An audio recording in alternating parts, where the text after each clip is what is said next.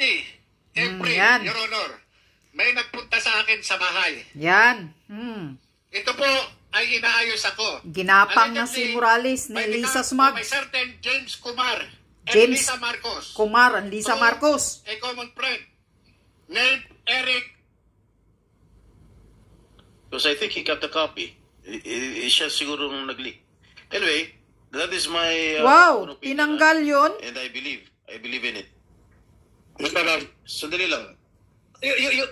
Pag when I call you and I recognize you, pwede ka magsalita. And this person has unahin natin mo na, Senador. This person has been charged of violation of Article 180 of the Revised Penal Code, which is still pending before the Metropolitan Trial Court, Branch 4 in San Fernando, Pampanga. In violation of Article 180 of the Revised Penal Code is tungkol ito sa false testimony. And the other criminal cases filed against Mr. Morales based on validated information from a concerned citizen. If this is true, estafa pending before the Metropolitan Trial Court, Pasig City, slight physical injuries pending before Branch 72, Pasig City. And as a final remark, Mr. Chair, the facts and evidence presented clearly demonstrate the questionable integrity and credibility of this particular resource person.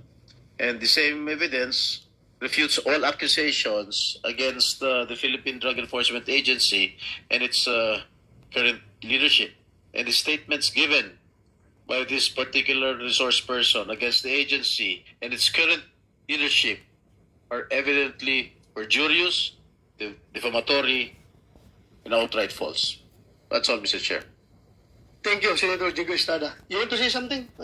Yes, Your Honor. Morales? Yung pong sinasabi ni Honorable Senator Jinggoy Estrada na ako daw, yung sa palagay niya ay pinanggalingan. Well, that's his opinion. Sabi niya. Pero mali po yun. Kaya nga po ako sumulat sa sa Director General ng PIDEA para i-submit yung sarili ko sa isang formal investigation. Willing and able po ako na umarap sa anumang investigasyon para patunayan na wala akong kinalaman dyan. Unang-una, Your Honor, ang PIDEA, katulad ng paglalabas po dyan, ito po downloaded po, pinadownload ko po dun sa kamag-anak ko. Ito po appointment ni Director Emitario Pitong na disapprove ng Civil Service Commission. Aha, Bitong. Well, I am going to go to that. Apo, Your Honor. Ito po, yung ano po lang, yung inano ko lang po, Your Honor, yung paglilik ng dokumento. Pangalawa, meron po ako Apo, Your Honor. Is that document classified?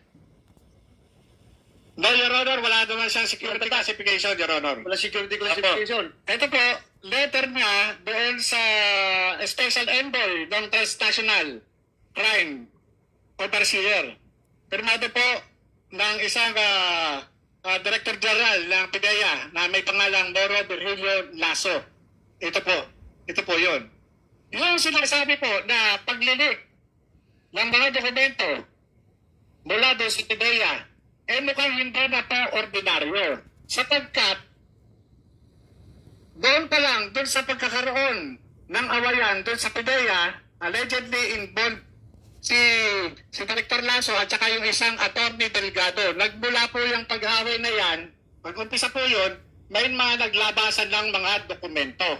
Ito po yun. So, we are alluding na posibleng nag-respect si Atty. Delgado against General Lasso? Kaya naglabasan yung mga papeles na yan? Mukhang magmula nagkaroon ng ganon, biglang nagkaroon ng labasan ng mga dokumento. Hindi ko po sinasabi na si Atty. Delgado. Pero magmula na nagkaroon ng problema sa PIDEA patungkol doon sa kay Willie Lasso at saka doon sa isang Atty. Delgado, nagkaroon na ng mga leakage ng mga dokumento sa PIDEA.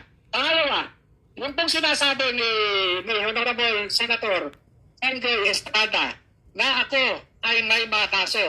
Totoo po yun, may mga kinakaharap po akong kaso. Ito pong mga kaso na ito, hindi ko po ikinakaila. Hinaharap ko po ito sa korte. Hinaharap ko po yan. Lahat po yan, panay mga harassment case lamang po Yes. laban sa akin. Hindi po, kung ako ay nakasuhan, ay ako po ay guilty na. Dapat, susundin po sana yung presumption of innocence na ginagaranti ng Constitution. Hindi naman kung po yung tao nakasuhan na wala na siyang karapatan. Tama.